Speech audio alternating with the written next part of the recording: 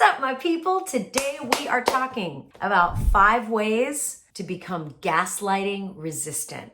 5 ways to resist gaslighting. That's what we're here to talk about today. And while you're here, listen, you might as well hit that subscribe button because you're not going to want to miss this.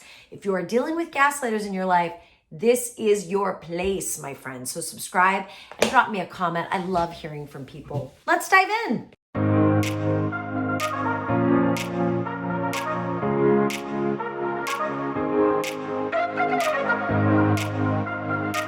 All right, number 1 way to resist gaslighting is, are you ready for it? Get present. Get into this moment, not last year, not next week, this moment. It is very easy to gaslight someone who is reliving a past trauma or reliving some old worry or some old issue or someone who's spinning out on the future, right? It's very easy to manipulate people who are not present in this moment. Because why is that? Because in this moment, everything's fine. In this moment, your perspective matters. In this moment, you are simply here. So get present, right? If somebody's gaslighting you and you're like, oh my God, I feel crazy. I feel like they're talking me out of my own position. Just get into your body, which is really how you get present. Roll your shoulders back. Feel your feet on the ground. Some people like to do this with their hands.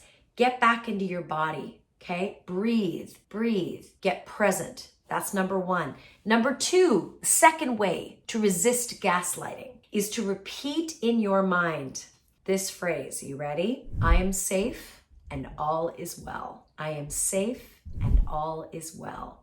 Do you know how easy it is to gaslight somebody who doesn't feel safe and who's perpetually afraid that things are about to go south? It's very easy to gaslight somebody like that because somebody who's nervous that they're like something terrible is about to happen, they'll do anything. All you have to do is scare them into believing some alternate theory or to scare them into doing what you're asking for.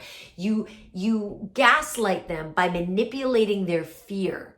That's where the phrase came from that Ingrid Bergman movie in the 1940s, Gaslight, right? The way he gaslit her is he kept her in a state of perpetually feeling like, oh God, I'm so afraid to upset him. He's probably right. He's probably right and I'm probably wrong. So I'm just going to go along with whatever. If Ingrid Bergman's character in that movie had said to herself over and over again, I am safe and all is well, this guy can spin out and say all kinds of stuff, but I know I'm okay. In other words, don't try me because I am unto myself perfectly safe and okay right now. I am safe, all is well. The third way to resist gaslighting, right? The third way is to really get clear about what your job is in a conversation with another human being. We get very confused about what our jobs are. And I don't mean like your job as a secretary or your job as a CEO. I mean your job as a human.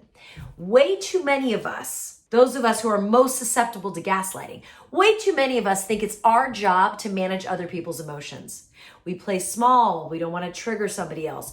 We go along with stuff that we know we shouldn't go along with because we're afraid of upsetting someone else. We stay quiet when we know someone is talking BS because we don't want to rock the boat. Those are all manifestations of managing other people's emotions instead of our own, right? So the third thing I want you to do to resist gaslighting is to repeat this. It is not my job to manage other people's emotions. In other words, if you want to get angry, get angry. It's not my job to manage your anger. I'm going to be over here managing my own emotions, right? I'm going to be over here making myself feel safe in the face of your anger. I'm over here worrying about this. You do you. If you got to get angry, get angry. If you got to burst into tears, burst into tears. That's on you. That's not to do with me. I'm going to be over here managing inwardly based on whatever your reaction is. Right? What that does is it makes you impervious to the gaslighter's attempts to control you and manipulate you. It's amazing. Repeating that to yourself frees you up. Somebody bursts into tears and you're like, oh my God, they're crying. I better go along with whatever they say. They're probably right and I'm probably wrong because they're the ones crying. Nope. You can be compassionate and say, wow, I can see this is a really tough issue for you. You know, I'd love to hear more about it.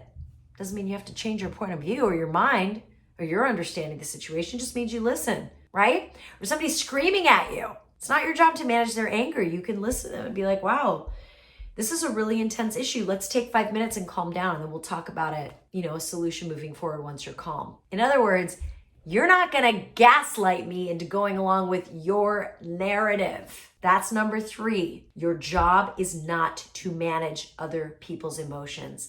It is only to manage yours, my friend.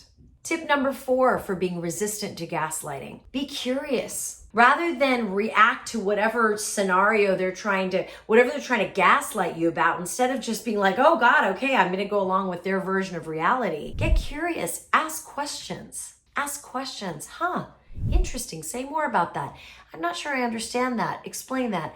I'm not sure I agree with that, right? Be curious, be willing to engage with what it is they're saying, but do it from a place of detached curiosity. That'll allow your brain to evaluate what is being said without so much drama and panic and shame or guilt or whatever they're trying to get you to feel. Be curious, which leads me to number 5, and probably the most important of these, which is when you are executing on 1, 2, 3, and 4, watch how they react. If they just blow up and they hate this version of you that's able to just stay in your truth and stay grounded and manage your own inner world, they're not gonna like it.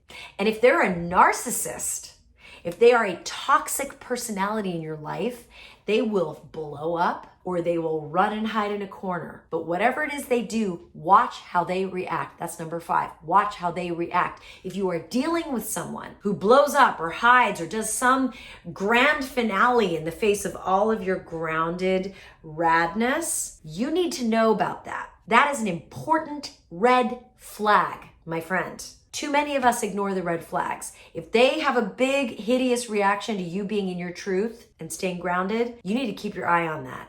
If it's a boss that's doing it to you, you need to look for another job or get into a different department. If it's a friend that's doing it to you, you need to find yourself some different friends. If it's your spouse that's doing it to you, get into therapy, right? Start changing that dynamic. You're never going to change them, but you can sure as hell change the way you communicate with them. This is how life gets richer and richer and richer when we have higher standards for what we are willing to tolerate in a conversation. Life gets better when we resist gaslighting. I hope that helps. Sending you lots and lots of love, and I'll see you next week. Shine on. We need your light.